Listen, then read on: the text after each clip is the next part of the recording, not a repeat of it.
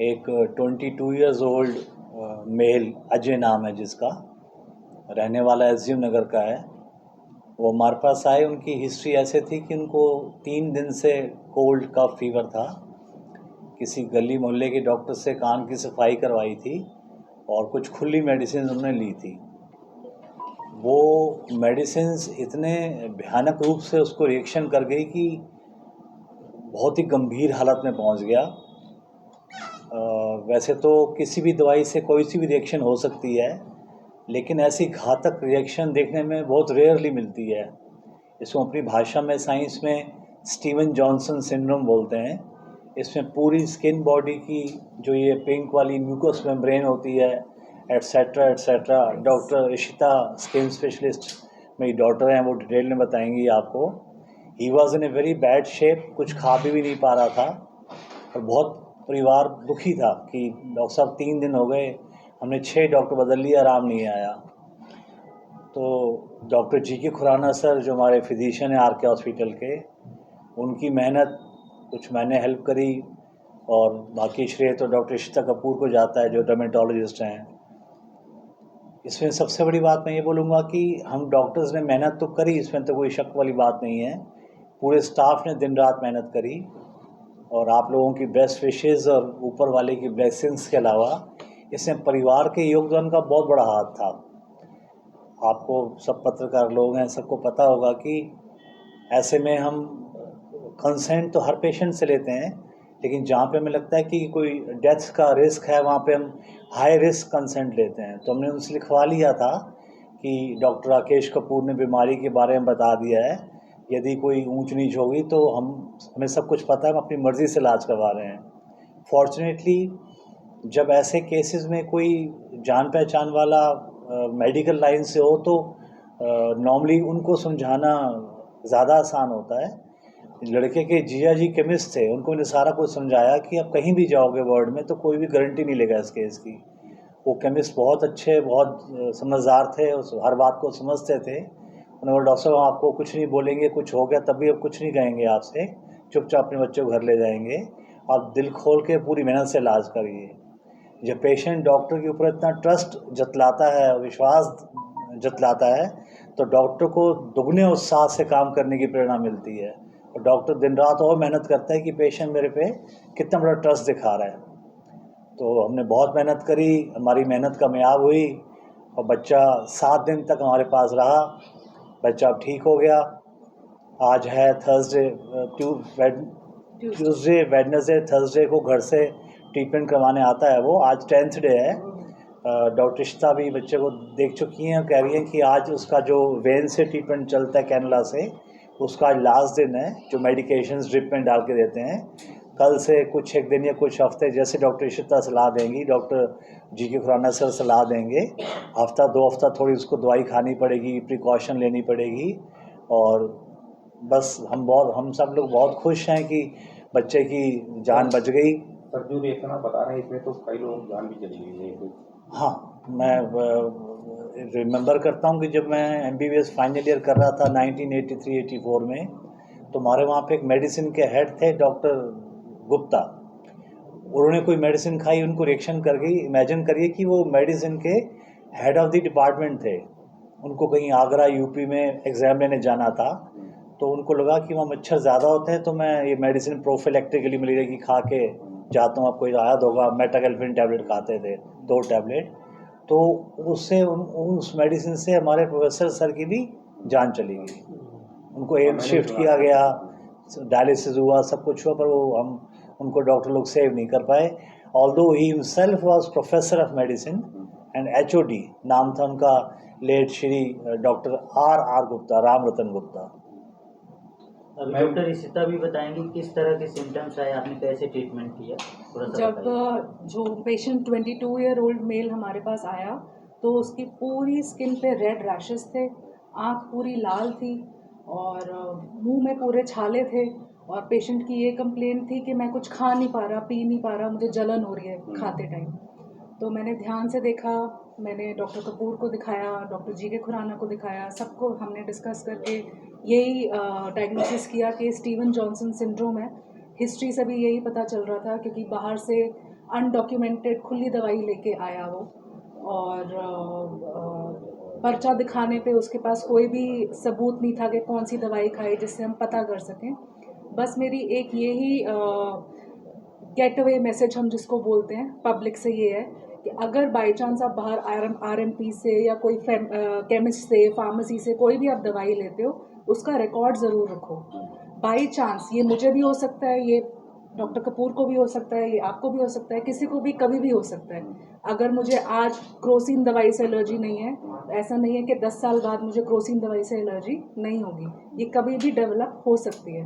तो पर्चा जो दवाई अगर आप लेते हो बाहर फार्मेसी से, केमिस्ट से, उसको हमेशा अपने पास रखो। बाई चांस ऐसा कोई रिएक्शन होता है कभी लाइफ टाइम में, तो तुरंत स्पेशलिस्ट के पास जाओ और वो डॉक्यूमेंट दवाई आप दिखा दो। इससे क्या बेनिफिट होगा, डॉक्टर आपको बता पाएगा कि लेटर ऑन आपको ये दवाई कभी भी नहीं यूज़ करनी। जैसे मुझे पर्सनली ओफ्लॉक्स दवाई से एलर्जी है। अब मैं अगर कोई भी डॉक्टर के पास जाऊंगी तो मेरा ये फ़र्ज़ बनता है बताना कि मुझे ओफ्लॉक्स दवाई से एलर्जी है, इसके अलावा मुझे कोई भी दवाई दे दो। अगर मैं ये नहीं बताऊंगी तो वो डॉक्टर तो दे देगा वो दवाई, क्योंकि बहुत रेडिली अवेलेबल है, बहुत अच्छे से यूज़ होती है हमारी प्रैक्टिस में। तो पेशेंट का ये एक फ़र्ज़ बनता है कि डॉक्टर को भी एजुकेटेड रखें। अगर बाई चांस उनके साथ ये स्टीवन जॉनसन सिंड्रोम या कोई भी टाइप की एलर्जी होती है बॉडी में, बस। तो कोई एक्सटर्नल सिम्टम्स थे, दाने वाने थे? दाने थे, छाले थे, लाल आंखें थी बिल्कुल। पेशेंट बहुत सिक कंडीशन में था, खा पी नहीं रहा था। उसको हमने इंट्रावीनस दवाइयाँ दी, ड्रिप लगाई जिसको हम बोलते हैं, ताकि उसको नरिशमेंट प्रॉपर मिले। फिर पहले लिक्विड डाइट से शुरू करवाया, कुछ सेफ एंटीबायोटिक्स शुरू कराई ताकि जो मुंह के छाले हैं वो ठीक होना शुरू हो जाएं। साथ में जो हमारा टीम है RK हॉस्पिटल की, उन्होंने बहुत सारी मेहनत करी, पट्टियाँ करी छाले पे ताकि स्किन अच्छे से हील होनी शुरू हो जाए, वापस से न्यू स्किन जनरेशन हो जाए। तो हम 2-3 बार चक्कर लगाते थे, डॉक्टर कपूर, मैं, डॉक्टर खुराना, हम तीनों चक्कर लगाते थे पेशेंट को देखने। साथ में हम स्टाफ को भी इंस्ट्रक्शन देते थे, स्टाफ ने भी खूब अच्छे से फॉलो किया इंस्ट्रक्शन, तभी जाके उसको प्रॉपर हीलिंग मिली। डॉक्टर जब पेशेंट आया तो आपके पास वो काफ़ी उसको इन्फेक्शन हो चुका था, लेकिन उसको शुरुआत में हुआ क्या था, ये इन्फेक्शन कैसे फैला उसको? उसकी हिस्ट्री थी कि उसको सर्दी खांसी ज़ुकाम था और कान में दर्द था, तो वो लोकल डॉक्टर के पास जाके उसने कान में कुछ ट्रीटमेंट कराया और कुछ दवाई खाई खुली, जिसके 2 दिन के बाद ही उसको स्किन पे रैशेज़ आने शुरू हो गए। धीरे धीरे स्किन के रैशेज़ बढ़ के मुंह के छाले और आँख में जलन, आँख में लालपन और खाने पीने में तकलीफ़, ये सब सारे सिम्टम्स आ गए उसको। फिर 2 दिन उसने कहीं बाहर से ट्रीटमेंट लिया, वहाँ पे उसको संतुष्टि नहीं मिली। फिर हमारे पास पता नहीं कैसे आया, देख के आया होगा या तो, या RK हॉस्पिटल का नाम कब से है मार्केट में, इतने साल हो गए RK हॉस्पिटल को, तब से आया, हम पे ट्रस्ट दिखाया, हमने उसको ट्रीटमेंट किया और वो ठीक हो गया। बस ट्रस्ट उसने अच्छा दिखाया। कुछ पेशेंट्स क्योंकि जो ज़्यादा सिक होते हैं उनको ट्रस्ट दिखाने में थोड़ा टाइम लगता है, वो अच्छे से ट्रस्ट, क्योंकि इतना हाई रिस्क पेशेंट था, उसको समझने में भी तकलीफ़ होती है कि क्या कंडीशन है, क्या स्किन, स्पेशली स्किन केयर की जो डिजीज़ हैं वो इतनी रेयर होती हैं कि वो आम नहीं देखी जाती। उसको ये चीज़ समझाना और उसको ये समझना, ये आपस में एक अच्छी बात कितने है। दिन चला उसका ट्रीटमेंट यहाँ? 7 to 8 डेज। यहाँ एडमिट करने में हाँ, 7 to 8 कितना डेज। खर्चा आया आपका? ये खर्चा मैं अकाउंट से पूछी बताऊँगा। उसके जिया जी ने, जो केमिस्ट था, उसने खर्चा दिया, हमने कुछ खास लिया नहीं। इस केस के लिए मैं खुद कुछ सेंटी हो गया था, अटैच हो गया था। जैसे मैंने अभी आपसे बोला कि 30th को रामनवमी है, इसी बच्चे के हाथ से हम लंगर प्रसाद बंटवाएंगे हॉस्पिटल गेट पे। किसी किसी पेशेंट के साथ आप जुड़ जाते हो। जी। या मैं एक बात क्लियर करना चाहूँगा आपको कि जिस डॉक्टर ने दवाई दी है, खुली रिएक्शन करी है, इसमें डॉक्टर की 0.1% भी गलती नहीं है। अच्छा, तो किसी भी दवाई से किसी को भी रिएक्शन हो सकती है। तो क्या उसने RMP डॉक्टर से ली थी या मेडिकल स्टोर से ली थी? दोनों से ली थी, स्टोर से भी, RMP डॉक्टर से भी। जब मैंने उनसे पूछा फ़ोन पे दवाई का नाम बता दो तो वो घबरा गए। नहीं तो उनको दवाई का ही फाइल चढ़ा के नहीं, उनको लगा कि डॉक्टर साहब कुछ केस कर देंगे या कुछ कर देंगे, जबकि हम ऐसा कुछ करने नहीं वाले थे। और बच्चे की जीजा जी भी समझते थे, बच्चा भी समझता है कि दवाई तो रिएक्शन कर सकती है। मैं नाम इसलिए जानना चाहता था कि फ्यूचर में वो दवाई ना खाए। अनफॉर्चुनेटली अब तक हमें नहीं पता कि इसको क्या दवाई रिएक्शन करी होगी। हालांकि हमारा शक 2 मेडिसिन पे जाता है, या तो ओफ्लॉक्स टाइप पे या फिर डिक्लो जो ओवरहैंड दवाई आती है, पेन किलर। पेन किलर, इन दो में से किसी एक पे शक जाता है। हम श्योर नहीं है, तो आरएमपी और केमिस्ट शॉप वाले लिख के देने को तैयार नहीं थे, वो डर गए थे बहुत ज़्यादा। डॉक्टर साहब, कल की एक रिपोर्ट आई थी, कुछ महंगी दवाइयाँ मतलब बनती तो हैं, लेकिन जांच में पाया जाता है कि दवाइयाँ नहीं, वो जहर है जो है, वो बैन की कर दी जाती हैं। और वो दवाइयाँ अगर 1000 रुपया लिखा रहता है तो 70 रुपया या 100 रुपये मिलती हैं। तो अगर वो बैन कर दी जाती हैं, कुछ स्टोर पे कुछ माफिया लोग उसको पहुंचा देते हैं कि भाई कोई अपने आप आए, ये दवाई मांगे तो आप दे देना, जो है मतलब कमाई के लिए। लेकिन वो दवाई नहीं है, वो जहर डिक्लेयर कर जो मतलब की जा चुकी है। तो ऐसे खेल चल रहा है, क्या कहेंगे आप? आप बिल्कुल ठीक फरमा रहे हैं सर, ऐसा चल रहा है मार्केट में। इसलिए तो मैं ज़िला प्रशासन से अनुरोध करूंगा कि ऐसे लोगों के खिलाफ सख्त से सख्त कार्रवाई की जाए, क्योंकि जैसे हज़ार। मैडम अभी कह रही थी कि आप कोई भी दवा खाओ डॉक्टर की सलाह से खाओ, हाँ जी। कौन सी बंद हो गई, कौन सी चल रही है, कौन सी अच्छी है। हाँ जी। तो इसी सिलसिले में पूछ रहा हूँ कि ऐसा लगता है कि अब कोई दवाई अपने आप लोग ना खाएं, जो है बिल्कुल। पता नहीं कौन सी बैन दवाई है और कुछ हो जाए उल्टा सीधा। डॉक्टर की मर्जी से खाएं, और ज़िला प्रशासन को चाहिए कि इन लोगों के खिलाफ सख्त कार्रवाई करें।